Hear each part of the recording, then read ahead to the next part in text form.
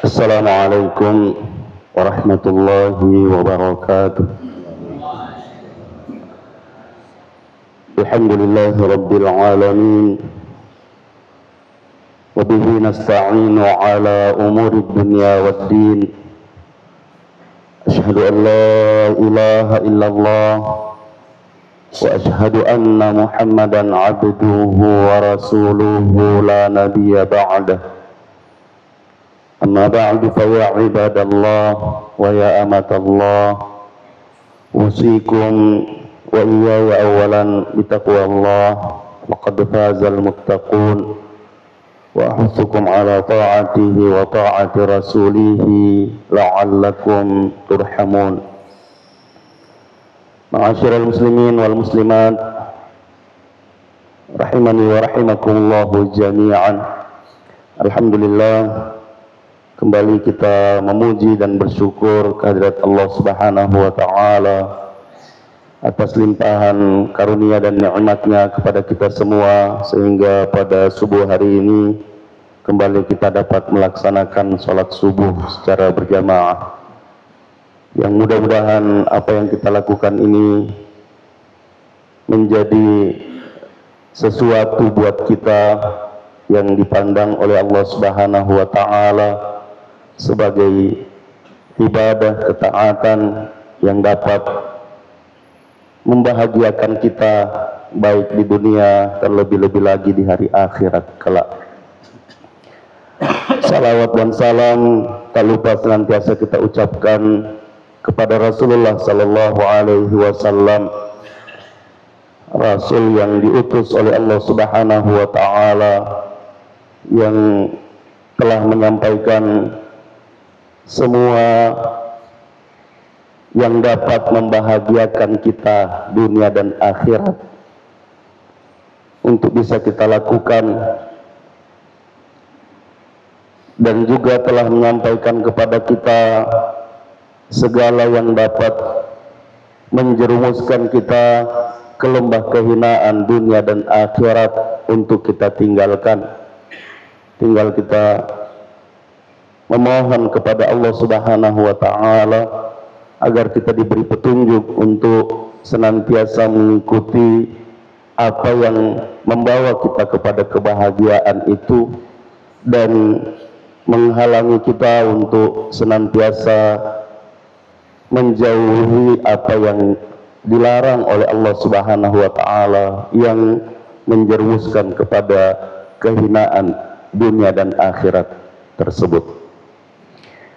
Ma'asyiral muslimin wal muslimat rahimani wa rahimakumullahu jami'an. Sejalan dengan itu, maka pada subuh yang berbahagia ini saya ingin melanjutkan apa yang kita sampaikan pada pertemuan yang lalu, masih bertalian dengan waktu dan doa yang mustajabah yang seharusnya kita gunakan dengan sebaik-baiknya untuk memohon kepada Allah Subhanahu wa Ta'ala agar kita yang meyakini bahwa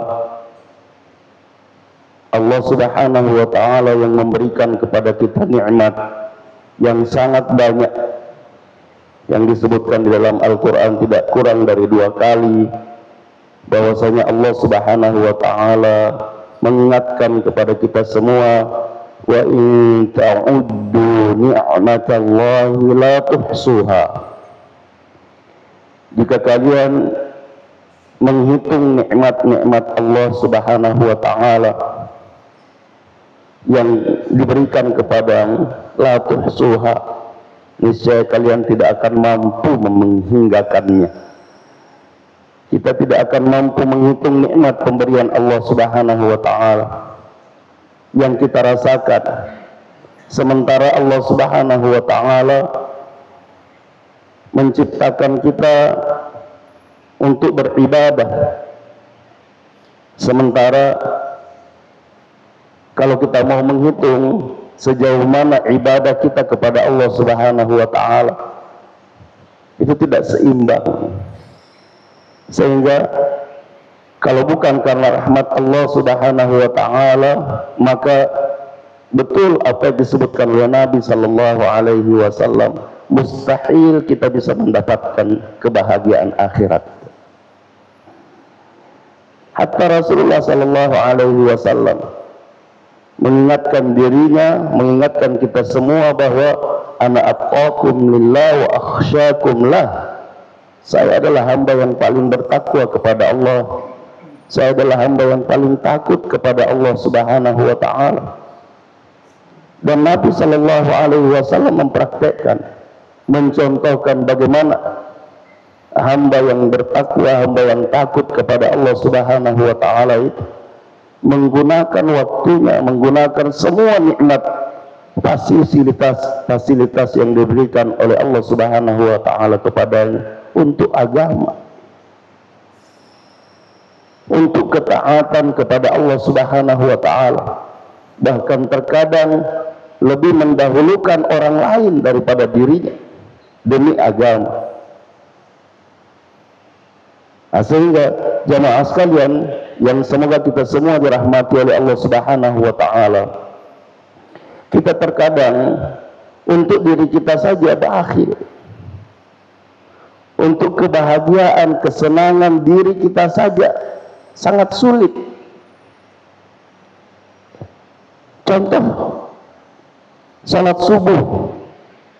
Salat subuh bagi mayoritas muslim ya bisa dihitung jari, Pak, dibanding dengan jumlah muslim yang ada dengan orang yang hadir salat subuh berjamaah di masjid.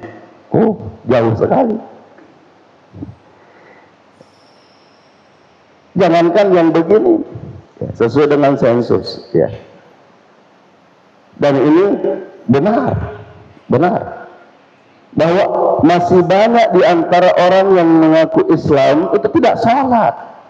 Dia Tuhan sempaja.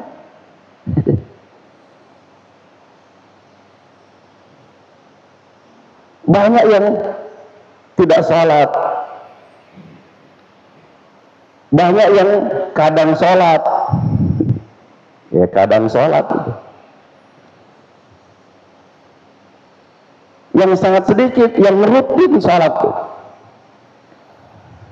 Yang mudah-mudahan kita termasuk, yang hadir di sini termasuk ke dalam yang sedikit ini.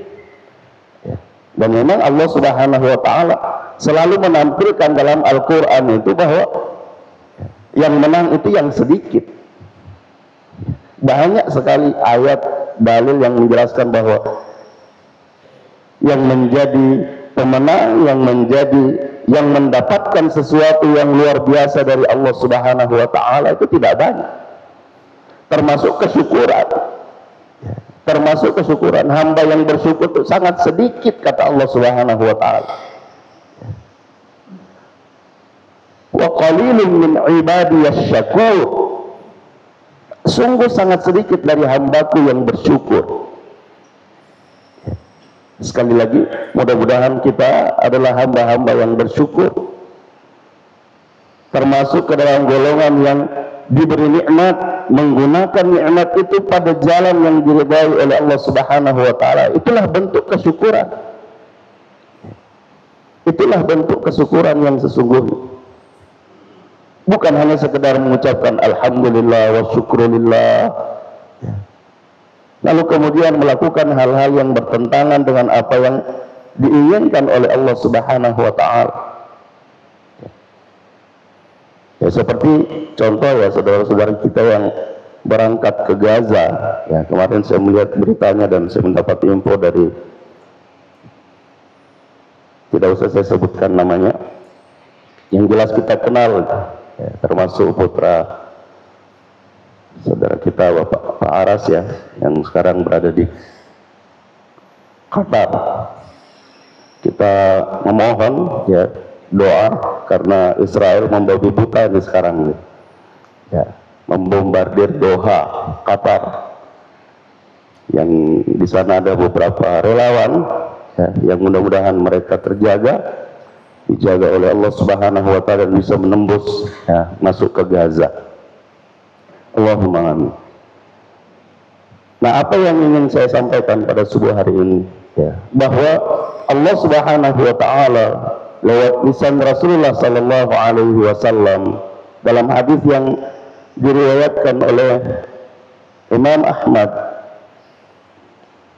dari Ibnu Umar radhiyallahu anhuma yang mengatakan bahwa sangat sedikit Rasulullah sallallahu alaihi wasallam meninggalkan majlis melainkan beliau membaca doa ini. Ya, dan insya Allah doanya kita hafal semua. Ya, bukan kafaratul majlis ya, bukan kafaratul majlis.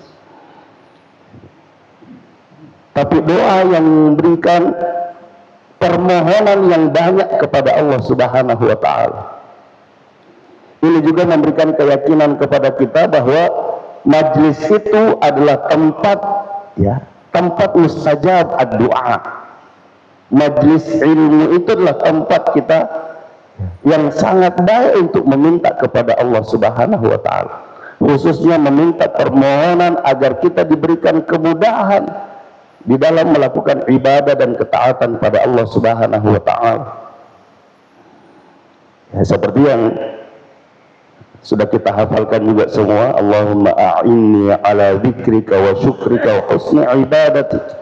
Ya, kita minta permohonan ya, memohon kepada Allah Subhanahu wa taala pertolongan, bantuan agar kita bisa berzikir, agar kita bisa bersyukur, agar kita bisa beribadah yang baik kepada Allah Subhanahu wa taala. Nah, ada 5 ya kalau tidak salah, ada 5 yang disebutkan dalam doa ini.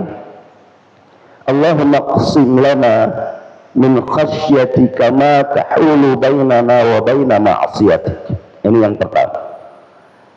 Ya Allah,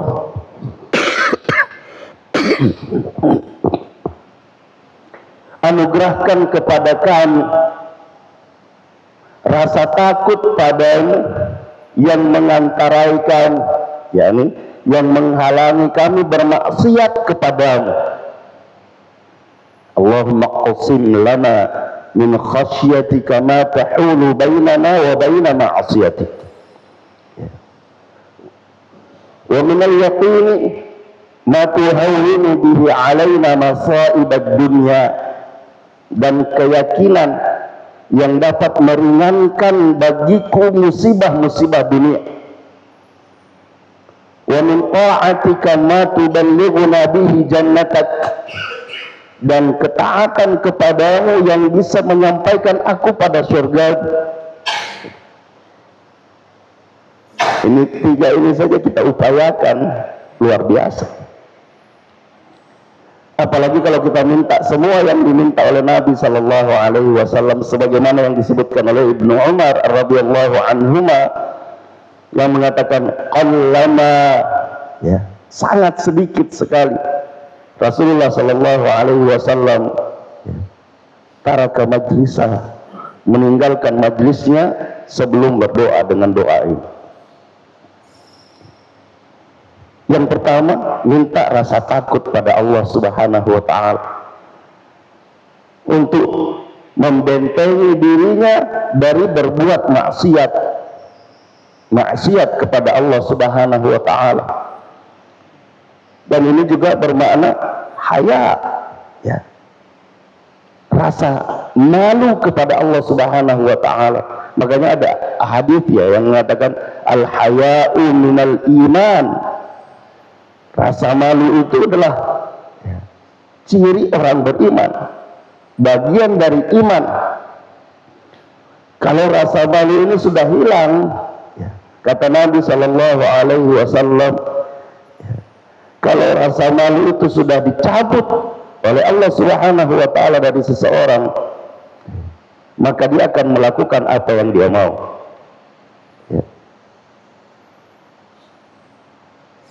Dia akan melakukan apa yang dia mau. Nah sekarang, kalau kita mau berbicara hamba Allah Subhanahu wa taala yang memang diberikan sifat yang sangat identik terhadap dirinya, wanita, perempuan, itu punya sifat malu yang luar biasa. Bukan berarti laki-laki tidak diberi juga, ya, diberi juga. Tapi yang lebih banyak, ya, lebih banyak itu adalah perempuan. Nah sekarang kalau kita mau membandingkan dengan apa yang kita lihat atau apa yang kita dapatkan dari literatur tentang rasa malu bagi perempuan dulu dan yang sekarang, jauh sekali. Jauh sekali perbandingan. Menutup aurat misalnya, ya. Kita masih mendapatkan literatur yang mengatakan bahwa wanita Bugis, ya, kalau keluar rumah dulu pakai 2 sarung, ya, pakai 2 sarung, satu dipakai di bawah, satu dipakai di atas. Nah bombo matwalin, ya mungkin karena waktu itu belum ada mukena, belum ada, ya, sehingga menggunakan sarung. Kalau jalan, ya, seperti yang dikisahkan dalam apa namanya Al-Quran, bagaimana Nabi Musa alaihissalam ketika dipanggil oleh putri Nabi Syuaib untuk mendapatkan ganjaran dari bantuannya, perempuan yang berjalan di depan, ya, Nabi Musa mengatakan bahaya, ya, ya. Sama Nabi ini sirik narodiolo. Dimuntiku disuruh perempuan di belakang, jalan di belakang saya, bahaya. Nah bagaimana kau bisa tahu kalau kita mau jalan ke kanan, mau jalan ke kiri? Patuh ya siarmu. Kasih kode saja. Lo tahu kok, lo biar kok. Ke kanan, ke kiri, ya lurus. Nah, seperti itu. Sehingga ini menunjukkan bahwa agama kita itu menghendaki sifat ini ada pada perempuan. Tapi ternyata jamaah sekalian yang semoga kita semua dirahmati oleh Allah Subhanahu wa taala, rasa takut itu sudah dicabut oleh Allah Subhanahu wa taala. Rasa malu itu sudah dicabut oleh Allah Subhanahu wa taala. Kenapa? Karena memang tidak minta bantuan pada Allah Subhanahu wa taala. Dia tahu itu adalah satu hal yang memalukan, itu adalah satu hal yang mengerikan, tapi tetap dilakukan, tetap dikerjakan. Kenapa? Allah sudah mencabut dari hatinya rasa itu. Inilah yang kita mau, kita minta di tempat-tempat yang mustajab, di tempat-tempat yang doa itu memang diijabah oleh Allah Subhanahu wa taala. Allahumma qasim lana min khasyatik ma ta'ulu bihi bainana wa baina ma'asiyatik.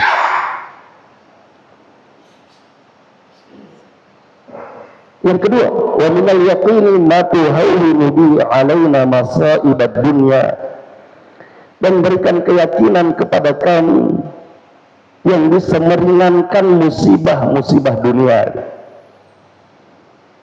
Yang penting jangan meringankan musibah agama, karena dalam doa ini juga ada. Kita minta kepada Allah yang dicontohkan oleh Nabi Shallallahu Alaihi Wasallam dalam, ya, buku permintaan yang berikutnya itu disebutkan, wala taj'al musibatana fi dinina. Jangan kau jadikan musibah kami pada masalah agama kami. Ajak lalu mau jika kurang dipassalna agamaku,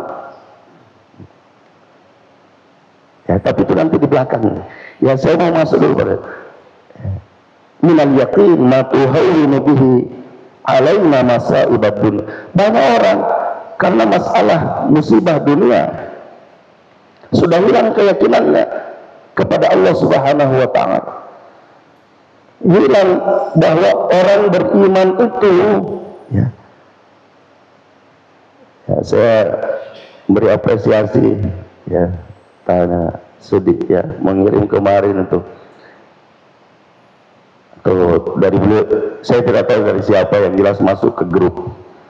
Saya membaca, ini luar biasa ini tulisan. Orang beriman itu, ini meskipun ini hadis ya, hadis yang disampaikan oleh Nabi Sallallahu Alaihi Wasallam yang kemudian diambil sebagai satu pengingat. Orang yang beriman itu ketika diuji oleh Allah Subhanahu wa taala dengan kesenangan, dia bersyukur. Karena kesenangan dan kesulitan itu adalah ujian. Dua-duanya ujian. Wa nabluukum bisyarri wal khairi fitnah, kata Allah Subhanahu wa taala. Nah, orang beriman ketika diuji dengan kesenangan, syakara.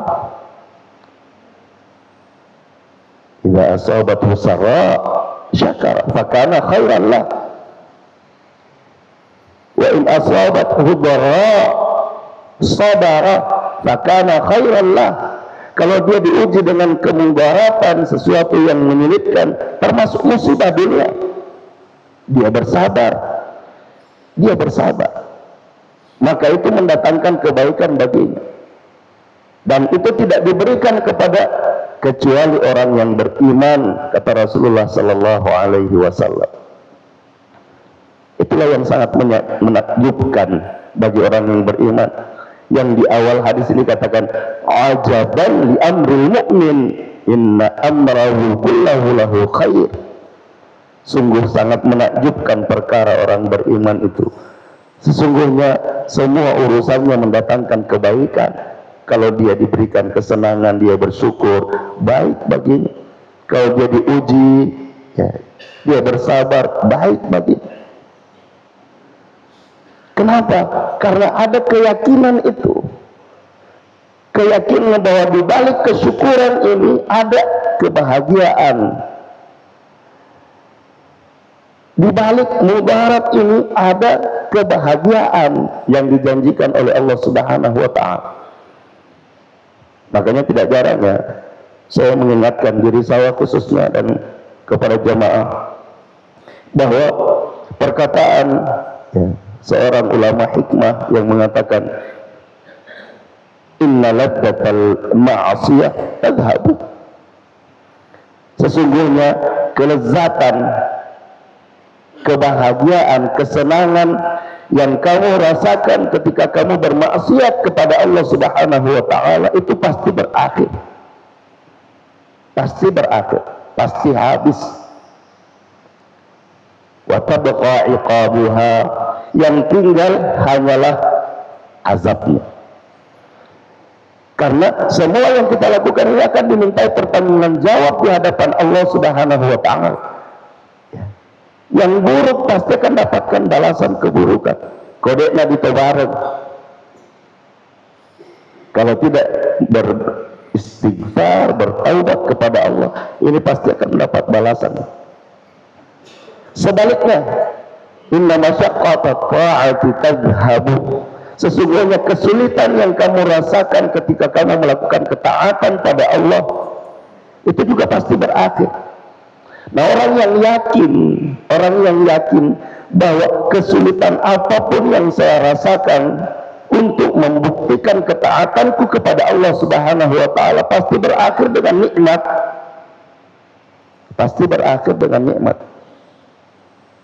Maka tidak ada yang berat. Ya, termasuk salat yang disebut oleh Allah Subhanahu wa taala. Kita diminta oleh Allah, diperintah oleh Allah Subhanahu wa taala mohon bantuan, pertolongan dari Allah Subhanahu wa taala lewat sabar dan salat. Wasta'inu bis-sabri was-shalah wa innaha lakabirah. Minta bantuan dan pertolongan kepada Allah lewat sabar dan salat.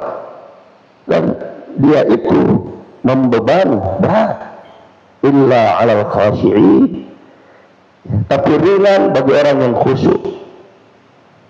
Ringan bagi orang yang tahu bahwa di balik kesulitan ini ada nikmat yang menanti.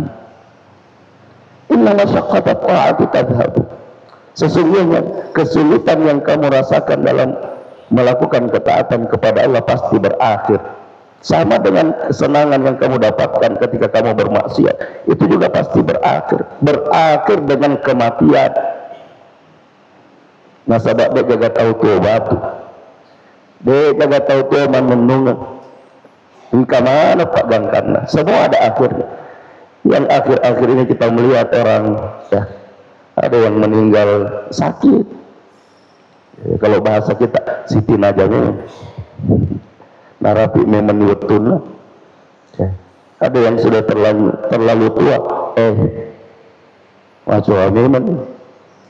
Tapi ketika kita melihat anak yang usianya, ya, khususnya pada usia-usia produktif yang disebutkan dalam Al-Quran, ya, ketika sampai usia 40 tahun, ini usia yang paling luar biasa yang disebutkan dalam Al-Quran. Arba'ina sana. Ya. Nah, di sana kita diminta untuk meminta kepada Allah Subhanahu wa Ta'ala. Nah, ketika ada orang yang berpulang ke rahmatullah pada usia yang seperti ini, ya, kita semua mengatakan, sayangnya baru-baru menikah, baru-baru sukses, baru-baru nawai mana. Nah, ini tidak jadi pelajaran buat kita tuh. Nah, sehingga saya ingin menambahkan apa yang disebutkan oleh beliau bahwa inna masyaqqatat ta'ah tadhhabu wa tabqa na'imuha. Tapi ingat, ya, ada yang menunggu, ada yang menunggu. Yang tinggal adalah nikmatnya. Yang tinggal adalah nikmat. Kalau tadi kelezatan ketika kita bermaksiat semua pasti berakhir dan yang tinggal adalah azabnya, menanti azab di sana. Dan kesulitan yang kita rasakan ketika kita melakukan ketaatan itu juga pasti berakhir dengan kematian. Sehingga harus kita yakini pada diri kita apa yang diminta oleh Nabi Sallallahu Alaihi Wasallam. Wa minal yaqin ma tuhawwinu bihi alaina masa'ibad dunya. Yang terakhir yang bisa saya sampaikan pada kesempatan ini adalah